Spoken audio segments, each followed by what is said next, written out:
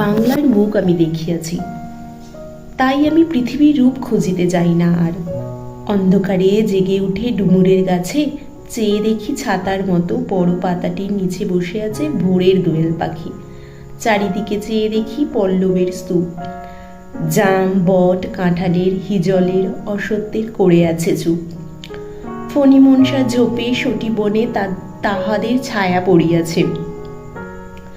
মধুকর ডিঙা থেকে না জানি সে কবে চাঁদ চম্পার কাছে এমনই হিজল, বট, তমালের নীল ছায়ায় বাংলার অপরূপ রূপ দেখেছিল। বেহুলাও একদিন গাঙুরের জলে ভেলা নিয়ে কৃষ্ণা দ্বাদশীর জ্যোৎস্না যখন মরিয়া হয়ে গেছে নদীর চড়ায়, সোনালি ধানের পাশে অসংখ্য বট, অসত্য দেখেছিল। হায়, শ্যামার নরম গান শুনেছিল। একদিন অমরায় গিয়ে ছিন্ন খঞ্জনার মতো যখন সে নেচেছিল ইন্দ্রের সভায়, বাংলার নদ নদী, ভাঁট ফুল, ঘুঙুরের মতো তার কেঁদেছিল পায়।